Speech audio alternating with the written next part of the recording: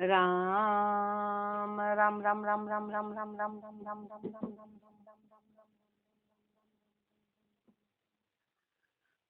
अणभे पद पर काश के दायक सतगुरु राम। अनंत कोटि जन साहि के ताहि करूं प्रणाम। रमतीत राम गुरुदेव जी पुनति हूँ काल के संत। जिनको राम चरण की वंदन बार अनंत। राम अतरेकता सुमरण को अंग लिख्यते।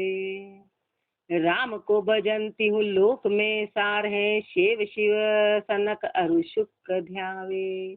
भजन सो भक्ति अरु और सब भरम है। नाम बिन कर्म कर श्रम पावे। ऋतु बिना शाक कहो कौन विधि नीपजे। श्रुति सब संत कली नाम गावे। नाम जुग चार में पतित पावन किया। नाम की सिपत सुन शरण आवे। राम को भजनती हूँ लोक में सार है। महापुरुष फरमा रहे हैं कि राम का भजन तीनों लोकों में सार राम का भजन है। तीनों लोकों का सार राम का भजन है। राम को भजनती हूँ लोक में सार है। शिव शिव सनक अरु शुक ध्यावे। शेषनाग जी, शिव जी, सनकादिक जी और सुखदेव जी सबने यही ध्याया। सबने राम का नाम ध्याया। भजन सो भक्ति अरु और सब भरन है। महापुरुष हमारे बस भक्ति क्या है? मात्र भजन। अपन भक्ति यदि बाहर की भटकन को कहते तो भक्ति नहीं है। महापुरुष हमारे की जो भजन है बस वही भक्ति है। और उस भजन के अलावा जितनी भी क्रियाएं हैं वो सब भ्रम है। वो सब भ्रम है। नाम बिन कर्म कर श्रम पावे। नाम के बिना कर्म करके बिना बात का श्रम करें। यदि नाम के बिना और जितनी भी अपन खेद करते हो व्यर्थ का श्रम है। एक नाम ही सत्य है। नाम के अलावा सब खेद हैं। ऋतु बिना शाक कहो कौन विधि नीपजे। श्रुति सब संत कली नाम गावे। महापुरुष हमारे उदाहरण दे रहे हैं कि ऋतु के बिना अभी मक्की की ऋतु है और गेहूं बो दो दूसरी फसल बो दो तो नहीं आएगी। जो मक्की से संबंधित है बस वही फसलें अभी आएगी, दूसरी आती नहीं है। ऐसे महापुरुष हमारे की कलयुग की जो ऋतु है वो नाम की ऋतु है। अब नाम के अलावा दूसरी जितनी भी क्रियाएं वो फलदायी नहीं रहेगी, क्योंकि उसमें एक में भी शुद्धता नहीं है। एक में भी शुद्धता नहीं है, एक में भी पूर्णता नहीं है, एक भी लास्ट तक साथ नहीं दे सकती। तीनों युग के अनुसार भक्ति चलती है। अभी जो कलयुग है, कलयुग में नाम की महिमा है। तीनों युगों में अलग अलग था, लेकिन अभी कलयुग है तो लोग तुलना करते कि बताओ उधर जो रामा अवतार में राम जी ने शिव जी की प्रतिमा को, अब युग कौन सा था? युग कौन सा था बोले उनकी प्रतिमा को लगाया था?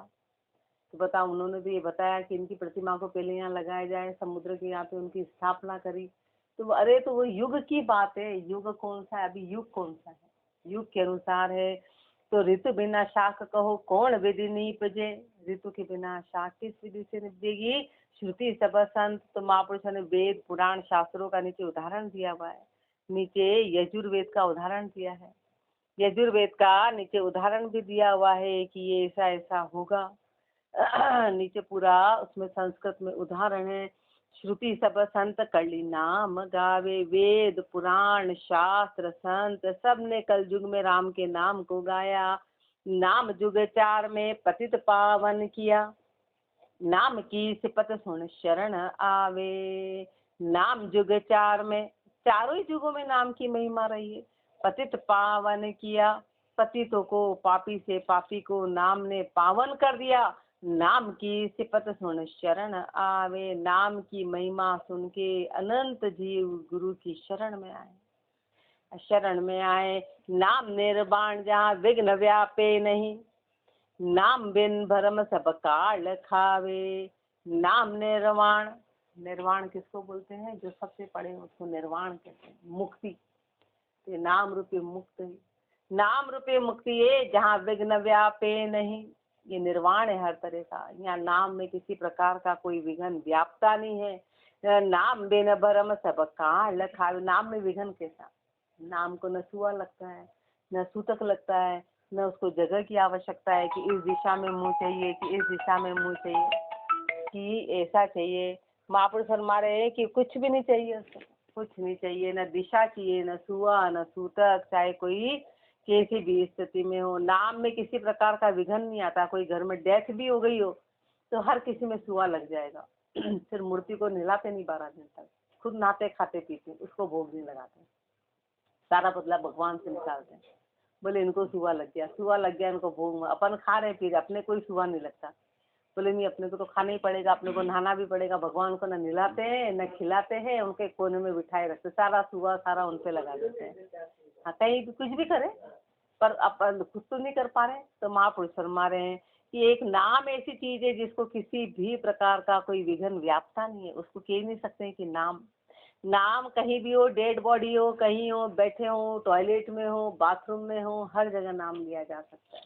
उसको किसी प्रकार की शुद्धता की आवश्यकता नहीं, क्योंकि नाम अपने आप में पूर्ण अछूतिक धर्म कहलाता है। ये जो धर्म है ये अछूतिक धर्म है, इस पे छुआछूत नहीं लगती है, इस पे छुआछूत नहीं लगती है। नाम निर्वाण जहाँ विघन व्यापे नहीं, नाम बिन भरम सब काल खावे। नाम के बिना महापुरुष फरमा रहे जितने भी भरम है वो सब काल खाने वाला, भरमों को काल खाएगा। राम ही चरण तू नाम की ओट ग, इसलिए तू नाम की ओट को धारण कर ले। नाम से विमुख जम द्वार जावे, नाम से विमुख रहेगा तो काल की गति में जाना पड़ेगा, नाम से विमुख रहेगा तो काल की गति में जाएगा। पीवक की छक से विख कैसे रहे, विख की लहर जहाँ पीवक नाही। राम को नाम जहाँ काम क्यों ठहरे, कामना गलत सब भजन माही। पीवक की छक से विख कैसे रहे, महापुरुष फरमा कि अमृत का पान कर लिया, किसने अमृत पी लिया तो फिर उसको जहर कैसे चढ़ेगा। अमृत हो गया तो फिर वो मरेगा ही नहीं। पहले अमृत पी लिया तो ये ठीक करते हैं, आधे नींद में रहते हैं। तो महापुरुष फरमा रहे हैं कि जिसने अमृत का पान कर लिया अमृत होता है। अमृत पी लिया तो विख कैसे रहे, विख यानी विष, जहर। तो बताओ कि फिर जहर कैसे ठहरेगा। विख की लहर जहाँ पीवक नाई, जिसने पहले विष पी लिया तो फिर वहाँ अमृत काम नहीं करेगा, वहाँ अमृत काम नहीं करेगा। ऐसे बता रहे राम को नाम तहाँ काम क्यों ठहरे, जहाँ पे राम का नाम है तो राम के नाम का स्वभाव है कि वो काम को हटा देता है, वो काम को हटा देता है। तो जहाँ राम का नाम है वहाँ काम क्यों ठहरेगा। राम को नाम जहाँ काम क्यों ठहरे, कामना गलत सब भजन माही। महापुरुष हमारे भजन में सारी कामना जल जाती है, गल जाती है, सारी कामना खत्म हो जाती है। भंजन के भजन को भजन संता कयो, भंजन के गुण भजे भजन ऐसा। भंजन के भंजन को भजन संता कयो, महापुरुष हमारे जितनी भी इंद्रियां हैं, विकार, उनके भंजन को, उनको खत्म करने के लिए महापुरुषों ने भजन बताया कि उनको भंजन करना है, भंजन करना है, समाप्त करना है। तो उसके लिए भजन महापुरुषों ने फरमाया कि भंजन के गुण भजे भजन ऐसा। तो फिर परमात्मा के गुणों को तो भजेगा और उनका भंजन कर देगा, उनके बाकी अवगुणों का भंजन कर देगा। भजन का ये स्वभाव है। चाम की धाम मद राम नह काम है, राम अरु काम के मेल कैसा।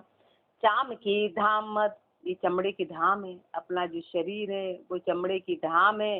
राम नह काम है, उसमें राम नह कामी विराजमान है। नह कामी सब कामना से परे, राम तो नह काम है और हमारे शरीर में काम है। तो काम और राम का कभी मिलन नहीं हो सकता, तो दोनों में से एक ठहरेगा।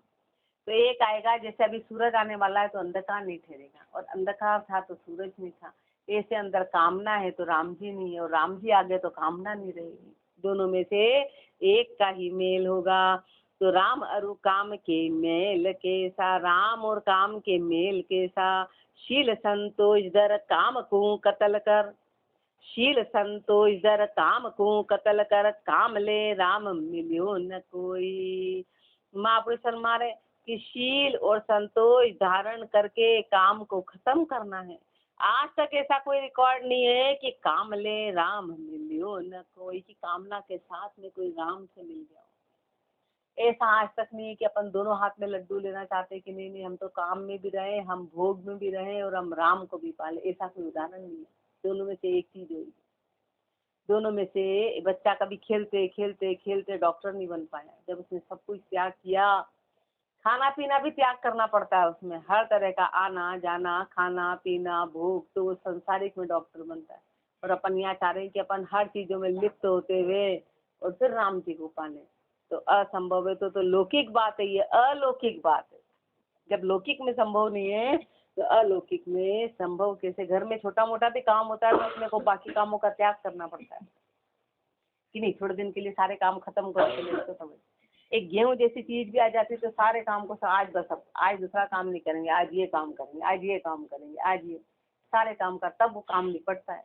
तो राम का नाम तो अपन फालतू समझ रहे हैं, सबके साथ लेना चाह रहे हैं कि नहीं नहीं नहीं, शांति शांति ले लो तो हो जाए। भगवान सब मान ले, भगवान सब जान रहे, भगवान बोले तो तेरे को जान रहा, तो कितना होशियार है, वो अपनी होशियारी को जानता है, अपने होशियारी मानी चलती है। परमात्मा के यहाँ किसी प्रकार की चतुराई, किसी प्रकार की होशियारी, किसी प्रकार की समझाई चलती नहीं है, क्योंकि वो अंदर विराजमान है और अपन भोले लोग उसको समझाना चाह रहे हैं। राम ही चरण शत वर्ण में चरण भज, जीव तज जीवता ब्रह्म होई। राम ही चरण शत वर्ण में चरण भज, महापुरुष हमारे 6 तरह के वर्णों में, हर तरह की जाति में, 6 तरह के दर्शनधारी में, यहाँ चरण भज, जिसने परमात्मा को भजा तो जीव तज जीवता ब्रह्म होए, तो जीव की जीवता खत्म होके और वो ब्रह्म पद में मिल गया।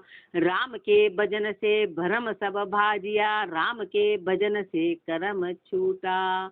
राम के भजन से भरम सब भाजिया, राम के भजन का स्वभाव है कि जहाँ वो आता है तो भ्रमों को खत्म कर देता है। और कोई भ्रम के साथ बोल रहा है नहीं हमारा भजन चल रहा है, तो फिर बताओ भ्रम और भजन का तो जोड़ा ही नहीं है, उल्टी बात। सूर्य आ गया बोले नहीं नहीं अंधकार तो साथ में लाता है, तो ऐसा कैसे हो सकता है? सूर्य है तो अंधकार रहेगा नहीं। कोई भ्रमो ही भ्रमों में है और फिर कह रहा हमारा भजन तो ठेठ चल रहा है, तो कैसे संभव है? कैसे संभव है? दोनों चीजें संभव नहीं है। इसलिए महापुरुष हमारे राम के भजन से राम के भजन से भरम सब भाजिया, राम के भजन से कर्म छूटा। राम के भजन से सारे कर्म छूट गए, सारे कर्म खत्म हो गए। राम के भजन से मन निर्मल भया, ये राम के भजन का स्वभाव है। क्योंकि जैसे पानी निर्मल होता है ना, तो सबको निर्मल कर देता है, जिसमें भी जाता है उस चीज को नरम कर देता है। पानी का स्वभाव ही निर्मल है। तो बताओ, वो तो संसार की बात है, तो कई चीजों पे उसका असर फिर भी ना हो, पर राम का नाम ऐसा है कि जो भी लेगा उसको निर्मल कर देगा। बाकी अपना मन यानी मल रहित कर देगा। अपना मन कैसा है? मल से भरा हुआ है, उसका स्वभाव निर्मल करना है। राम के भजन से मेल फूटा, राम का भजन लेंगे तो सारा मेल खत्म हो जाएगा। राम के भजन से सुरत न चल भई, राम के भजन से सुरता निश्चल हो गई। राम के भजन सुख सीर जागी, राम के भजन से सुख की सीर जाग गई। राम के भजन से नगर बस्ती भई, रोम ही रोम झुनकार लागी। राम के भजन से नगर बस्ती भई, बस्ती किसको बोलते हैं? जिसमें कोई विराजमान हो, विराजमान उसको बस्ती बोलते कि हाँ बस्ती है, यहाँ पे बस्ती है, बोलते ना यहाँ बस्ती है, यानी लोग रह रहे हैं। उस नगर में बस्ती हो गई, यानी कि ठिकाना हो गया किसका? राम जी का। बाकी तो खालीपन है, सूनापन है। तो राम के भजन से बस्ती हो गई, बाकी तो खालीपन था। अपने को तो सूनापन पता नहीं, क्योंकि अभी अपन बाहर है, अंदर का सूनापन पता नहीं कि अंदर का मकान खाली है और बाहर मोहल्ले को देख देख के खुश हो रहे हैं कि नहीं मोहल्ला भरा, मोहल्ला भरा। बोले तुम्हारा मकान, बोले हमारा मकान तो खाली ताले लग रहे हैं, बाकी मोहल्ला भरा, मोहल्ला भरा। वो वाली स्थिति है। अपना मकान खाली था तो महापुरुषों के तो नगर बस्ती भई, रोम ही रोम झुनकार लागी। 3.5 करोड़ रोमावली में भजन होने लगा, रोम रोम में भजन होने लगा, झुनकार। बाकी तो अभी रोम रोम क्या भरा हुआ है? विष से भरा हुआ है कि रोम रोम विष से भरिया। कैसे निर्विष हुए? निर्विष कैसे हुआ? तो भजन से हुआ महापुरुषों के। राम के भजन से परम सुख पाइया, राम के भजन से उस परम सुख की प्राप्ति हो गई। राम के भजन से अगम अपेक्षा, राम के भजन से उस अगम की प्राप्ति हो गई। राम ही चरण अब राम के भजन से, राम ही राम भरपूर देखा।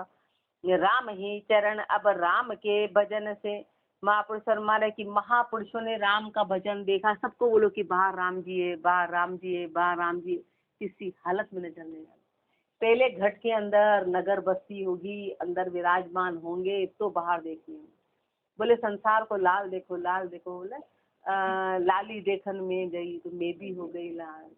हाँ, बलिहारी उस नाम की जिद देखूं जित लाल। तो बचपन से सुनते आ रहे थे कि लाली देखन में गई तो मैं भी हो गई लाल। ये अर्थ समझ नहीं आता। शाब्दिक अर्थ कर देते थे, पर मेरे को मन में शाब्दिक अर्थ से शांति नहीं आती। कैसे लाल हो जाएंगे, लाली देखे लाल। तो अब यहाँ ये बात समझ आई कि जब राम पहले घट के अंदर देखा देखा देखा तो सब में राम नजर आने लगा। बाकी यदि अभी अपन देखेंगे तो झूठ है। अभी अपन नहीं, सब में राम नजर आता है तो फिर भाव क्यों बदलते, आता है तो फिर भाव क्यों बदलते। तो अभी अपने नजर अभी अंदर जब तक नहीं आएगा, जब तक बाहर नहीं आएगा। वो आएगा तो टेम्परेरी आएगा, 1 सेकंड में भाव बदल जाएंगे, भाव बदल जाएंगे। इसलिए महापुरुष फरमा रहे हैं कि जो अंदर है वो बाहर दिखाई देगा। महापुरुषों ने राम का नाम लिया तो राम के भजन से परम सुख पाया, राम के भजन से अगम अपेक्षा। राम ही चरण अब राम के भजन से, राम ही राम भरपूर देखा। राम ही राम भरपूर जब देखिया, कर्म ही करत अब नाही आवे। ये पहचान है, ये पहचान है। बोले हमारा भजन ठेठ पहुंचा हुआ है तो फिर पहचान है कि जब राम का नाम मिल गया है तो फिर उससे कर्म होंगे ही नहीं, वो कर्म करेगा ही नहीं। किसी भी प्रकार का कर्म नहीं करेगा, मन से, वचन से, तन से, किसी भी प्रकार का उसका कोई गलत कर्म होगा ही नहीं। ये पहचान है। तो राम ही राम भरपूर जब देखिया, कर्म ही करत अब नाही आवे। महापुरुषों को तो कितनी कितनी पीड़ा और तब भी कहा कि हे परमात्मा इनको माफ कर देना। और अपना मन तो कभी माफी करता ही नहीं, अपना मन तो कभी किसी को माफी देता ही नहीं। वो तो जब पूरा बदला लेने पे तुला रहता है। तो बताओ कहाँ हुआ।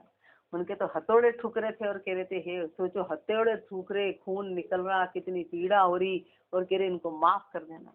ये ऐसे साधारण बातें नहीं है, ये सारे असाधारण उदाहरण हैं। लेकिन तो इसलिए फिर कर्म होते ही नहीं, अपन तो बदला लेते हैं। प्रहलाद जी ने कहा नहीं नहीं नहीं, मेरे पिता को तो आप माफ कर दो।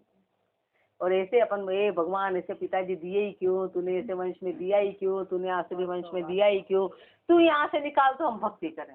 अपन तो अभी भी तुल्य में, जिसमें अपने को अभी आसुरी वंश नहीं मिला है, अपने को ऐसा कोई वातावरण नहीं मिला है। कोई एक दो जरा सा कुछ कह दे तूने ऐसा दिया ही क्यों, तूने ऐसा करा ही क्यों, तूने ऐसी जगह तो डाल दिया, तू कह रहा भजन कर, उसी के ऊपर गले पड़ गए, उसके गले पड़ गए। बोले जो सुख दिया वो तो देख, तो अपने अंदर क्या सकारात्मकता नहीं है, पॉजिटिविटी नहीं, अपने में नेगेटिविटी। जो दिया उसको नहीं देखते, जो नहीं दिया उसको देखते हैं। जो नहीं दिया उसका कारण क्या ये नहीं पता अपने, बस एक दोष निकालने का काम है। इसलिए महापुरुष फरमा रहे कि राम ही राम भरपूर जब देखिया, कर्म ही करत अब नाही आवे। राम ही राम भरपूर जब देखिया, द्वैत को भास मन नाही भावे। जब राम को भरपूर देख लिया तो अब द्वैत, द्वैत किसको बोलते हैं, दो को मानना। अपनी भक्ति कौन सी है, अद्वैत की है। अद्वैत बोलते हैं एक को, और द्वैत बोलते हैं दो भाव। यहाँ भी है, यहाँ भी है, माता जी ने भी, देरू जी ने भी, गणेश जी ने, इसको मानो इसको मानो, ये सब वहीं से आए। अद्वैत का मतलब है कि जितनी भी उत्पत्ति हुई थी सब वहीं से हुई है। इन सबको चलाने वाला भी एक ही। अपन यूँ नहीं कह रहे कि गणेश जी नहीं थे, कि कृष्ण भगवान नहीं थे, कि रामा अवतार, अपन इनका विरोध नहीं कर रहे, पर ये आए कहाँ से। अब जड़ वहां ले जाती है कि इनकी उत्पत्ति कहाँ से हुई। भाई एक पिता को मान लिया तो सब परिवार आगे, कि पूरा परिवार आया कहाँ से था, एक परिवार में 100 सदस्य है।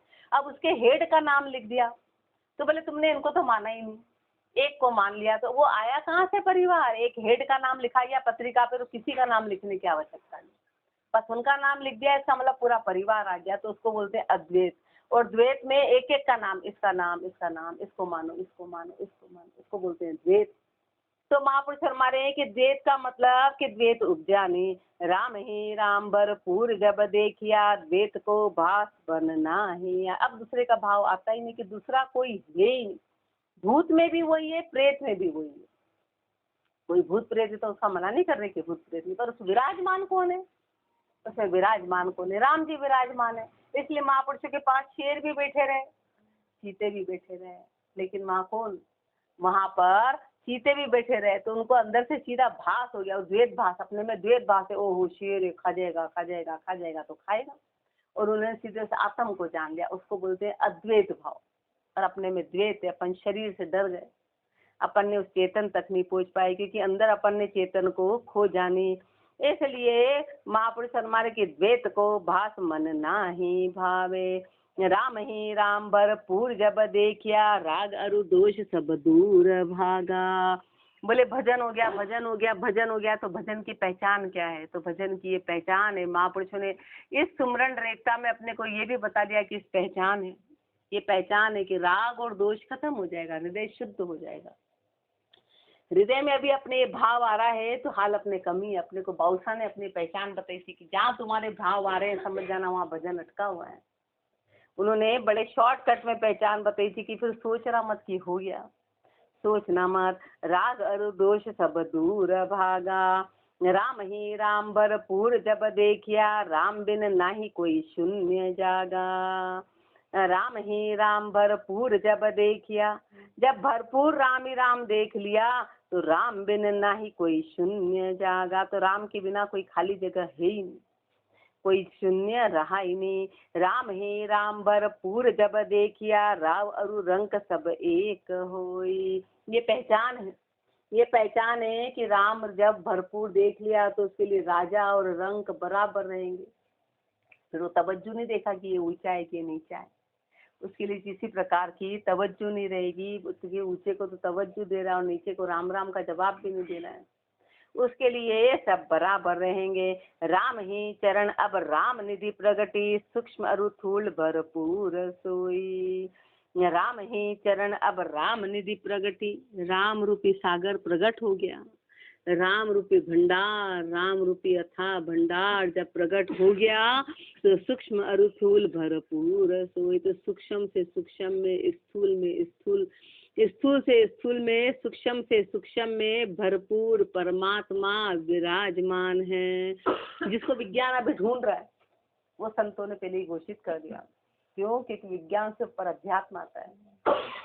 विज्ञान तो अभी ढूंढने में लगा कि गॉड पार्टिकल नाम की चीज होती है। अब गॉड पार्टिकल यानी कि परमात्मा का अणु वो होता है, गॉड पार्टिकल बोल रहा है। अब उसको खोज कर रहे हैं, और महापुरुषों ने तो खोज करके तारों के ही बता दिए कि 9 लाख तारा, 9 लाख तारे विज्ञान आज तक गिन नहीं पाया।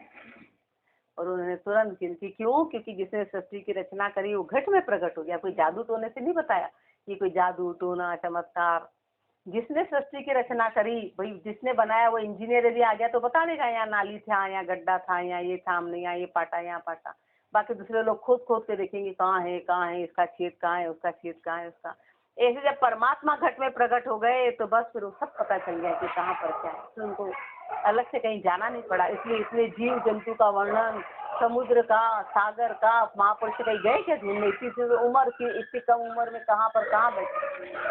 खाली बैठे बैठे उन्होंने बता दिया वो पशु, वो पक्षी, वो अनल पक्षी, ये उसको कोई कहाँ देखा होगा, पर सबका वर्णन कर दिया। जो कोई मनगढ़ंत बातें नहीं कही है, मनगढ़ंत बातें एक भी नहीं है। जो जहाँ पर था वो सब बता दिया। राम ही चरण अब राम निधि प्रगति, सूक्ष्म अरु थूल भरपूर सोई। राम का नाम से काम पूर्ण भया, राम के भजन विश्वास पाया। राम का नाम से काम पूर्ण भया। काम कौन सा पूर्ण था कि जाने कितने जन्म हो चुके थे, लाखों जन्म हो गए थे परमात्मा को ढूंढते ढूंढते ढूंढते। अब इस जन्म में गुरु मिले और गुरुदेव ने सुमरण कराया और काम पूर्ण हो गया। इसको पूर्ण काम बोलते हैं कि जो उद्देश्य की प्राप्ति थी वो अब जाके हुई। शरीर तो अनंत धारण किए थे, लेकिन उद्देश्य नहीं मिला था कि हम शरीर धारण क्यों कर रहे हैं। अब जाके ये काम पूर्ण हो गया।